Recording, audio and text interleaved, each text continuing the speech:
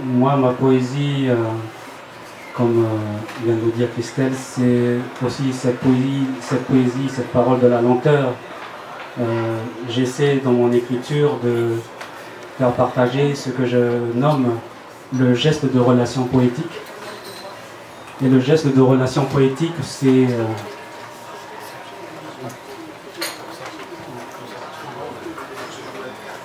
le geste de relation poétique, c'est ce qui est vital en chacun de nous, en chaque être humain, la graine.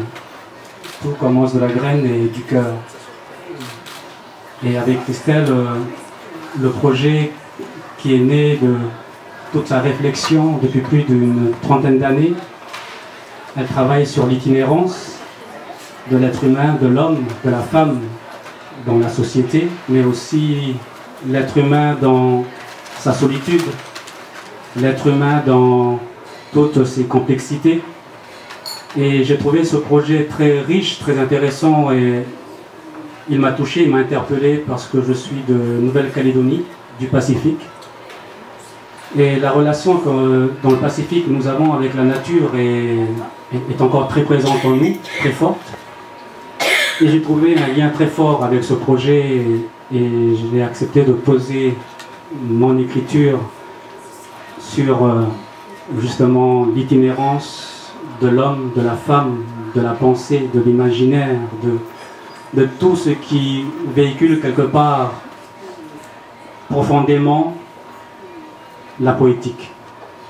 La poétique de, on va dire tout simplement, la photosynthèse de la plante végétale.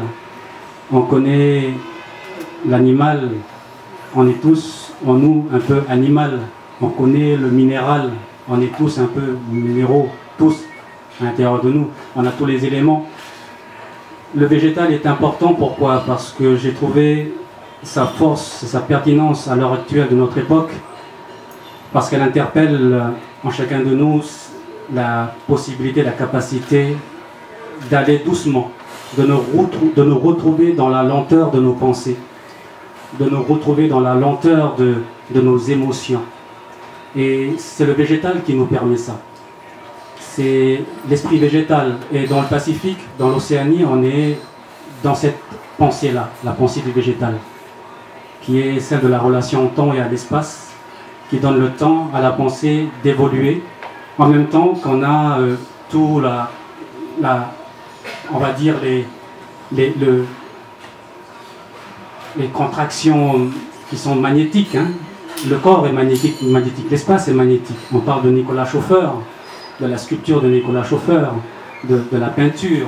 Le magnétique, dans le sens que je l'interprète, c'est que dans l'espace où on évolue, dans le Pacifique, en particulier dans le Pacifique, je parle, on est en relation avec les éléments, et ces éléments-là nous parlent, nous traversent, nous dirigent dans nos directions, dans nos visions du monde, dans ce qu'on entend, de ce qu'on comprend de la société. C'est les éléments qui nous inspirent aussi, par le rêve. Ce sont les rêves qui nous dirigent dans le monde. Le rêve continue chez nous à nous inspirer.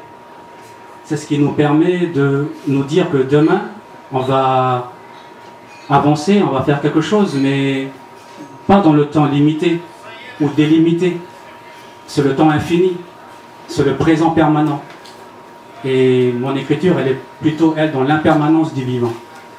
Ma poésie, je la situe dans l'impermanence du vivant, en saluant mes deux confrères poètes, poète de la saison et poète de la temporalité. Je suis un peu, moi, dans l'impermanence du vivant, où je questionne justement l'éclatement, l'éclature, la fragmentation de la pensée à partir de ma société, de mon pays, de l'insularité dans laquelle je me trouve, dans le Pacifique, parce qu'on est des petites îles, mais aussi c'est l'insularité de nos émotions. Et je nomme ça mes émotions insulaires, parce qu'on est des émotions insulaires monde.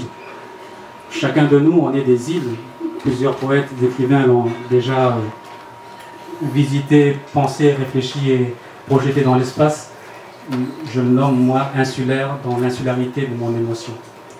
Et c'est une émotion insulaire.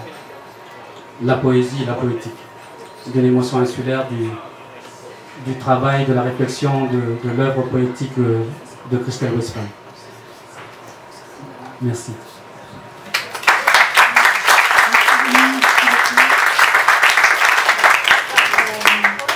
Je te redonne le micro.